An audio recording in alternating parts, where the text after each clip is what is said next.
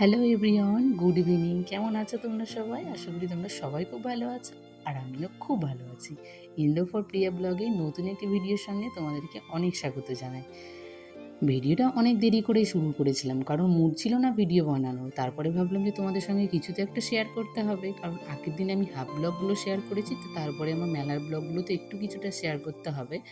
তো এই জন্য ভাবলাম যে চলো যতটুকু পারি ততটুকু তোমাদের সঙ্গে একটু শেয়ার করি। তো এটা হচ্ছে মেলার দিন রাতে। তো সবাই দেখছে যে কত লোক, কিন্তু মেলাতে কোনো লোক নেই, ফাঁকা ফাঁকা আমরা ঘুরে এসেছি, কারণ হচ্ছে মামামকে নিয়ে এত ভিড়ের মধ্যে যেতে পারবো না। আর এখন সবাই যেহেতু গান শুনতে ব্যস্ত ছিল, আর ফার্স্টেই যেটা তোমাদেরকে দেখিয়েছি সেটা হচ্ছে লক্ষিন্দরকে জীবিত করছিল, তো সেখানে সবাই ব্যস্ত ছিল। তো তার মাঝখানে ভাবলাম যে চলো আমরা ফাঁকা ফাঁকা তাহলে মেলাটা ঘুরে আসি, আর যা যা কেনার থাকবে তো সেগুলো কিনেও নেব। আর এখানে দেখো মা এসে আগে শুরু করে দিয়েছে নাতিনের জন্য জিনিস কেনাকাটা করতে। নিজের জন্য এখন কোনো কিছু কেনে না, মেয়েদেরকেও কোনো কিছু আর কিনে দেয় না। কিন্তু জানো তো, সবসময় টাকার থেকে টাকার সুদেরই দাম বেশি।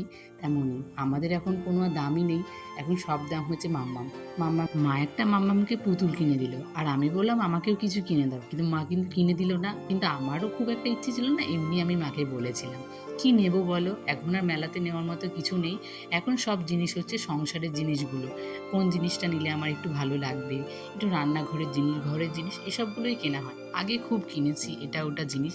তো রান্নাঘরের জিনিসগুলো আমি দেখছিলাম যে থালা বাসনগুলো, প্লেটগুলো খুব ভালো লাগছিল দেখতে, তো সেগুলোই দেখছিলাম, কিন্তু দাম বেশি বলে আর নিইনি। কারণ যে জিনিসটা নেব সবই 40 টাকা সেল।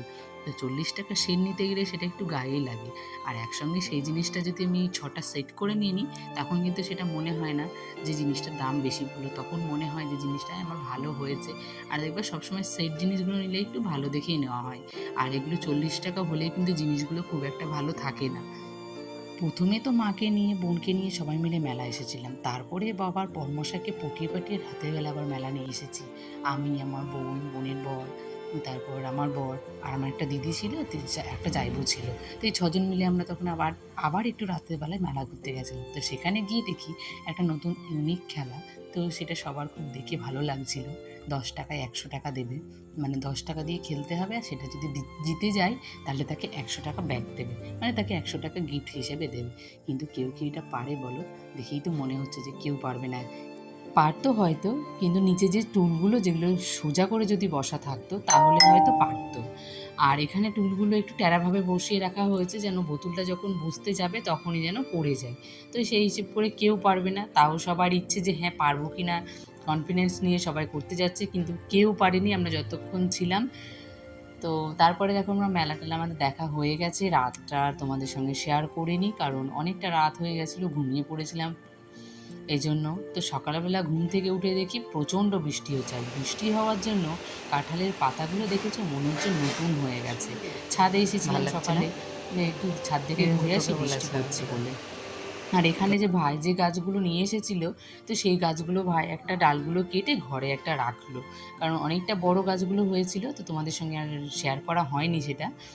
তো তারপরে দেখো সকালে আবার খাবার দাবার রেডি করা শুরু হয়ে গেছে, কারণ মেলার পরের দিন তো কিছু একটা সকালবেলা খেতে হবে। তো রাত্রেবেলা খুব একটা কেউ ভালো কিছু খায়নি, মানে মা রান্না করেছিল কিন্তু কেউ খায়নি। তো সকালবেলা সবার একটু আলু পরোটা খেতে ইচ্ছে করলো, তো সবাই বললো যে ঠিক আছে চলো আজকে তাহলে আলু পরোটাই খাওয়া হয়ে যাক। তাই জন্য আমরা আলু পরোটা বানানো শুরু করে দিয়েছি। তো এখানে মা ফার্স্টে আগের থেকেই করছিল, তো তারপরে আমি একটু আবার খুন্তি ধরে রাঁধুনিগিরি করতে আসলাম। না গো, এসে আমি রান্নাবান্না করি, কাজ বাজ সবই করি। আর কি বলতো, ঘরের বউদের একটু ছুটি ছাটা লাগে, কিন্তু 1 থেকে 2 দিনের বেশি যদি ছুটি হয়ে যায় না, নিজেকে কেমন একটু ফাঁকা ফাঁকা লাগে, মনে হচ্ছে কোনো কাজ করি না, কুঁড়ে হয়ে যাচ্ছি। বাবার বাড়িতে আসার পরে হয়তো 2-1 দিন কোনো কাজ করি না, তারপরে কিন্তু সব কাজগুলো করি, কারণ বাড়িতে থাকলে তো আমাকে সব কাজগুলো করতেই হতো। তো সেই হিসেব করে আমি কখনো মনে করি না যে বাপের বাড়ি শ্বশুর বাড়ি আলাদা। যেমন শ্বশুর বাড়িতে একটা বউয়ের কর্তব্য আছে, তেমনই কিন্তু বাপের বাড়িতে একটা মেয়েরও অনেক কর্তব্য দায়িত্ব থাকে। আগের দিনে যে জামা কাপড়গুলো ছিল সেগুলো মা উঠিয়ে রেখেছিল, তো সবগুলোই ভেজা ছিল, যেহেতু অনেক দেরি করে সবাই স্নান করেছে আর বর্ষার দিন, মানে বৃষ্টি পড়ছিল, সেই হিসেব করে শুকায়নি বলে মা বললো ছাদে গিয়ে একটু জামা কাপড়গুলো দিয়ে আসতে। তো ছাদে এসে জামা কাপড়গুলো দিয়ে দিলাম। আর দেখেছো আকাশটা কি ভালো লাগছিল দেখতে। তারপরে এসে গেছে আবার নিচে, যেহেতু দুপুরে রান্নাবান্নাটা আবার শুরু করতে হবে, তো এখনও তো নিরামিষ চলছেই। তো এই জন্য আজকে করেছি বেগুন ভাজা আর আলু পনিরের তরকারি, আর হচ্ছে পাঁচ তরকারি। পাঁচ তরকারিটা বাবা খেতে খুব ভালোবাসে, বাবা বিশেষ করে মূলোটা বেশি ভালোবাসে খেতে, কিন্তু আমাদের এটা কি একেবারেই পছন্দ মাম্মা? না। আর এই এটা কদিন কি? খেয়ে খেয়ে আরও ভালো লাগছে না খেতে। এটা কি চাবি? বাবা, ধরো ধরো, এবার মুখে দেখিও কি করে। দাদু আর নাতনি মিলে একটু দুষ্টুমি করছিল, তো আমি ভাবলাম যে তোমাদের সঙ্গে একটু শেয়ার করি। আর মামাম এখন নতুন নতুন অনেক কথা শিখেছে, তো সেই কথাগুলো তো সবার শুনতে ভালোও লাগে, আর খুব পাকা পাকা কথা বলে, মনে হচ্ছে কেউ ওকে শিখিয়ে দিয়েছে কথাগুলো।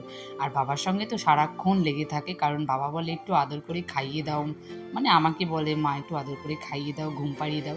সেটা মামামেরা সহ্য হয় না, যে ওর মা শুধু ওকেই ভালোবাসবে, ওকেই খাওয়াবে, তাছাড়া আর কাউকে খাওয়াতেও পারবে না, একটু আদরও করতে পারবে না।